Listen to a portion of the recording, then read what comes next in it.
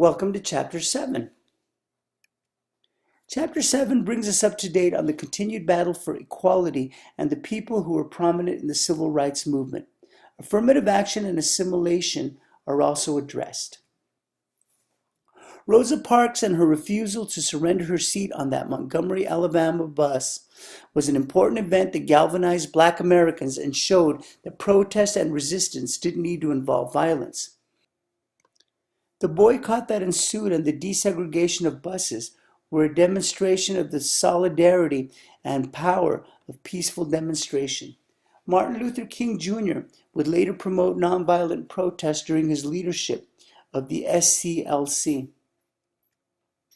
Although peaceful demonstration held sway, other groups believed that the nonviolent route was slow. Members of the Student Nonviolent Coordinating Committee, who held to King's nonviolent philosophy, believed in a more vigorous pursuit of their goals. The NAACP and CORE sponsored a number of events that captured the attention of the nation. Freedom rides, sit-ins were organized and brought attention to the injustices that Blacks had to endure. Peaceful efforts were often met with arrests and violence. A. Philip Randolph organized a march on the nation's capital in 1963, where 250,000 people heard Martin Luther King Jr.'s "I Have a Dream" speech. Although the Civil Rights Act of 1964 protected the rights of Black Americans, there were many official violations in the South. Other legislation ensued that banned literacy tests and did away with official segregation in America. A most recognized leader of the Black Power movement was Malcolm X. He parted with his mentor Elijah Muhammad and founded his own Muslim group. He sought to unify Black people and urge them to assert their power. His organization of Afro-American Unity emphasized the defensive use of violence. The 1960s saw numerous violent riots and protests, including major riots in Watts, Chicago, and Cleveland that left a huge toll of death and destruction. Black power was identified with revolutionaries and separatists. In 1968, Martin Luther King Jr. was assassinated, and the economic and political issues of the 70s took center stage. The 70s and 80s saw more conservative actions on the civil rights forefront. The Reagan and Bush administrations, with their right-wing political bent, stalled the progress against civil rights violations. The conflict between blacks and whites began to reemerge. The Rodney King incident involved 4 white police officers who were videotaped beating a black man. Even though there was a great deal of outcry from both blacks and whites over the incidents, blacks saw the incident as part of a pattern of racism. Riots and looting ensued. The O.J. Simpson trial gained worldwide attention from the Bronco Chase 2 verdict. A major turning point in the case was the testimony of Mark Fuhrman, who denied ever using the N-word to describe Black people. A recording later surfaced where he used the derogatory term 41 times. Fuhrman's testimony and racial attitude and the eventual not guilty verdict were a grim illustration of the differences between the views of Black and white Americans. Racial profiling also became an issue that gained a great deal of attention and brought great controversy as law enforcement across the country were accused of using a person's race to make decisions in investigating cases. Racial profiling bred serious distrust and resentment in the Black community. In the meantime, discrimination continued and lawsuits were brought against major restaurant chains and federal agencies for their discriminatory practices. Banks were called on the mat for their bias in lending to blacks. Texaco was taken to task over high-level executives using racial slurs and were required to implement affirmative actions, including increasing the number of blacks and other minority employees. A more subtle form of racism, referred to as modern racism, took hold, replacing the overt, in-your-face, old-fashioned racism of the past. Our authors next take us into a discussion of assimilation. They remind us that those who come voluntarily to the U.S. are more willing to assimilate to the American culture. The expectation is that African Americans would resist assimilation fervently. The Moynihan Report in 1965 was instrumental in shaping federal policy in the war on poverty. The assumption had been that the black family unit had deteriorated as a result of the oppression experienced during slavery. Moynihan claimed that the issues that blacks were experiencing were due to their inability to take advantage of available opportunities rather than any failure to provide opportunities. Critics of the report suggested that the cultural strengths of blacks have carried them through the effects of slavery and other more recent hardships. Research has found that black families have gone through many of the same changes that other families have experienced. Although blacks have worked to build a strong, resilient culture based on their experiences, opposing interpretations surrounding the issues black families are experiencing still exist. The Million Man March, organized by Louis Farrakhan, leader of the Nation of Islam, was huge. Hundreds of thousands of black men attended. Many saw the march as a means of dispelling the negative image that particularly black men had gained. The issue of separatism was raised again by the march because no black women or whites were invited to participate. Secondary structural assimilation, you may recall, has to do with equal status relationships between subordinate and dominant group members in the public sphere, including at work, in schools, in commercial transactions, etc. Although blacks have made progress in this area, considerable gaps still remain in several arenas.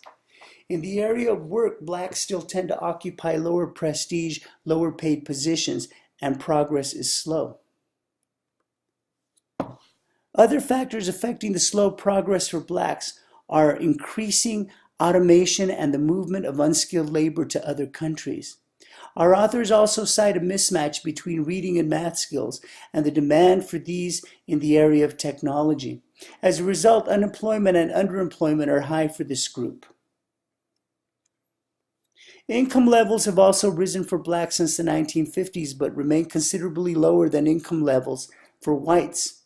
In the area of education, blacks have gained considerably since the 1940s, with no substantial difference between blacks and whites in the median number of years completed. Blacks still have a way to go where completion of college degrees is concerned. While desegregation opened doors for blacks, it did little to put higher education within their means. Residential segregation is affected by various factors. Blacks have tended to remain in more urban area settings, while whites have gravitated to more suburban settings. Our authors cite 4 challenges that contributed to residential segregation, including discriminatory practices in banking and hostility in white neighborhoods and suburbs. The gains made in education and income are not reflected in the residential assimilation. While whites are not adverse to having blacks move into their neighborhoods, most whites are unwilling to move into black neighborhoods. In 1996, studies showed that whites see living in an area that is predominantly minority as a loss of status. Primary structural assimilation has to do with close personal interactions between subordinate and dominant group members in the private sphere, such as primary relationships predominantly within families, friendship groups, and social clubs. Although there are fewer people who actually remember legal segregation and attitudes have changed in many ways, the reality is that whites are hesitant to live in neighborhoods that are racially mixed, and there remains a disparate treatment of blacks and whites in many areas. The tensions cause the two groups to gravitate towards their own and resegregate in many instances. In the area of marital assimilation, the waters have been muddied by laws prohibiting black-white marriage in many states, differences in record-keeping procedures, and by racial identification not always being required in marriage records. Our authors tell us that blacks don't tend to marry out of their own group as much as others do. Black-white marriage has increased over the years, but the decline of eligible black males has caused black women to marry outside of their racial group. Our authors tell us that black culture will likely not survive the opposing forces of conformity and separation that constantly play upon them. Although blacks are rising in status and closing the gap with whites, where secondary structural assimilation is concerned, there is still lots of work to be done in bringing blacks and whites together in their more private and personal lives. Ever since Presidents Johnson and Kennedy moved the country in the direction of affirmative action, the topic has remained controversial. Over time, it has gone from requiring preferential or compensatory treatment of blacks to include women and other minorities in the early 1960s and has extended to most social institutions. The 1980s and 1990s saw fierce resistance from whites who felt that the legislation and policies discriminated against them. Litigation has been vigorous, with decisions going back and forth between allowing race to be considered. The 2003 case for Gratz versus Bollinger ruled against affirmative action, stating that it was too mechanical. Opinions are still divided on the issue. While some find it fundamentally wrong in all situations, others who have experienced discrimination see it as a necessity. Efforts to bring diversity to many universities failed despite policies to promote access to minorities. A large-scale study published in the book The Shape of the River states that diversity actually improves the educational experiences, but the changing policies for admissions do little to increase diversity in universities and colleges. The study also showed that while blacks may not achieve as well as whites, they still go on to find good employment. Our authors also state that many blacks oppose affirmative action, citing that it actually slowed the progress of black Americans. Our authors outline two factors that influence the amount of worldly success groups have. The first of these is a cultural view. This view has to do with the amount of effort a group puts into their success. The role of family and community are central in that they are transmitters of values. But groups such as blacks are hampered by the labels they have been given and the stigma that those labels bring. The past treatment of a group greatly influences how they are treated today. The other view is a structural view, which focuses on the relationship of success to non-cultural factors. Some factors this view considers are the amount of discrimination the group has faced or faces, the timing of their arrival to the U.S., their location, etc. Middleman minorities, those groups that occupy a somewhat higher status with the host group, often act as go-betweens for the lower status groups and the majority group, especially in the areas of commerce and trade. Butler argued that Jim Crow laws greatly interfered with blacks as a middleman minority.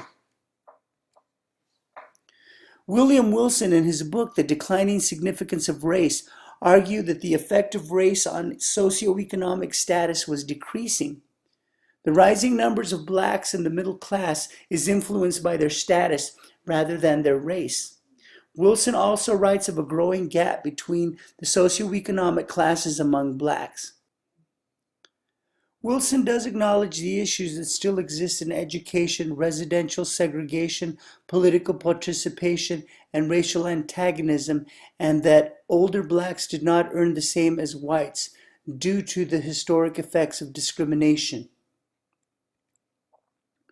Wilson writes that as more blacks rise to enter the labor market, the barriers to their advancement will be eliminated.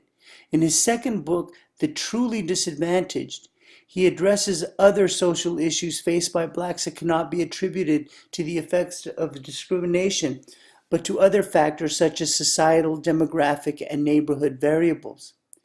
His third book, When Work Disappears, he writes that disappearing jobs are the cause of many of the issues in inner city neighborhoods.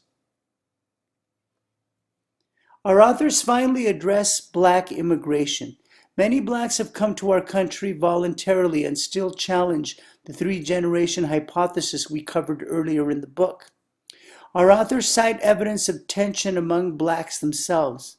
Mary Waters found that West Indian and Haitian blacks tend to avoid American blacks, and that white employers prefer West Indians over black Americans due to their being less confrontational.